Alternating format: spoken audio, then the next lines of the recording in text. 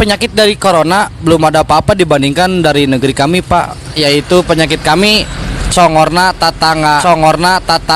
Soalnya kenapa congorna tatanga itu bisa melebihi kecepatan dari kapal jet, Pak? Dari congor ke congor sampai kemana-mana belepotan gitunya. Jadi liur Pak, congorna tatangga mah sila diomongkeun, Pak.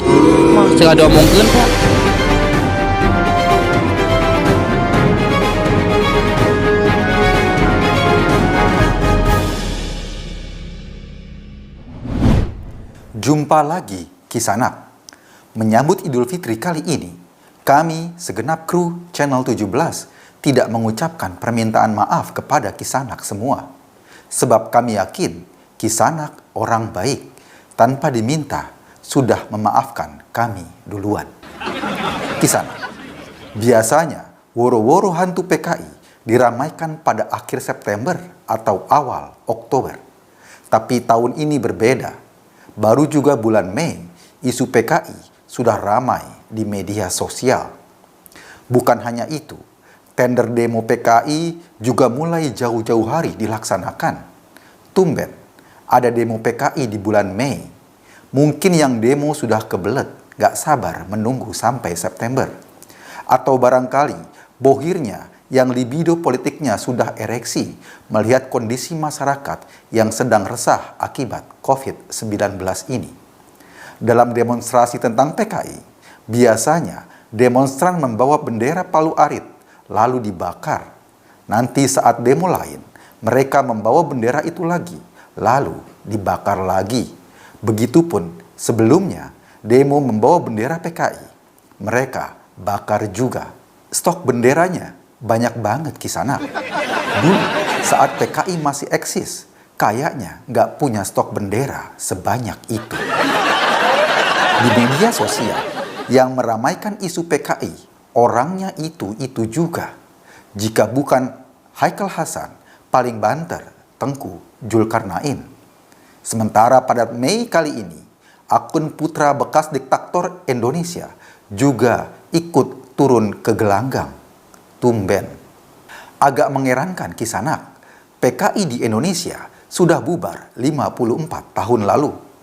Tapi sampai sekarang masih saja diseret-seret untuk menakut-nakuti orang. Seperti orang yang sudah mati dan lama dimakamkan, arwahnya dipanggil lagi buat pesugihan. Kisanak, oh Kisanak. Jika kita perhatikan, para pemain isu PKI ini memang mirip kisah dalam film kartun Scooby-Doo.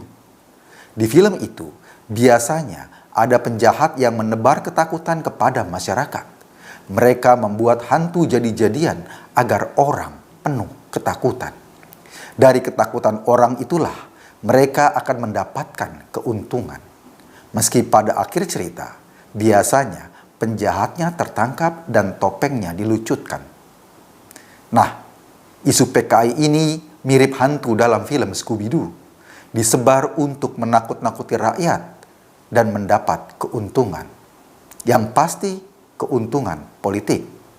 Apalagi disebar saat rakyat dan pemerintah Indonesia sedang susah menghadapi COVID-19. Kelakuan mereka mirip mencari lele dalam kubangan lumpur. Mungkin dulu, di zaman Soeharto, cara menakut-nakuti itu efektif untuk mempertahankan kekuasaan otoriternya selama 32 tahun. Tapi kini zaman sudah berubah. Unyil saja sekarang sudah memakai laptop. Siapa juga yang mau mendengarkan ocehan mengenai PKI? Kisanak, mereka yang meneriakan hantu PKI ini biasanya juga pengagum Orde Baru. Mereka selalu menyebar isu bahwa enakan hidup zaman Orde Baru. Sekolah nggak bayar, rumah sakit juga nggak bayar. Jelas saja Kisanak, pada 30 tahun atau 40 tahun yang lalu, mereka yang ngomong begitu memang tidak bayar sekolah. Mereka juga tidak bayar rumah sakit. Yang harus membayar adalah bapaknya, karena mereka masih kecil. Jadi isu PKI itu dihembuskan bersamaan dengan usaha menaikkan pamor Orde Baru yang dulu ditumbangkan rakyat Indonesia. Kisanak, Mereka memang selalu berhalusinasi. Teriak PKI, tetapi di mana PKI-nya? Siapa orangnya? Di mana kantornya? Tidak pernah bisa mereka tunjukkan. Halusinasi seperti itu juga sempat melanda istri Bahar Smith. Kriminal yang dipenjara karena menganiaya anak kecil ini kemarin terpaksa ditangkap lagi karena melanggar pembebasan bersyaratnya. Menurut istrinya Bahar, kisah penangkapan Bahar itu mirip penangkapan para jenderal pada film G30S PKI. Aneh pemirsa, perempuan itu menyamakan Bahar dengan pahlawan revolusi kita. Mana ada pahlawan revolusi yang rambutnya dicat pirang gondrong seperti megaloman. Lagi pula, Bahar dipenjara dalam kasus kriminal biasa, tidak ada sangkut pautnya sama agama dan politik sama sekali. Para penyebar isu PKI ini memang serasa hidup di masa lalu. Mereka juga mau membangkitkan kekuasaan otoriter yang sudah luluh lantak ditumbangkan rakyat.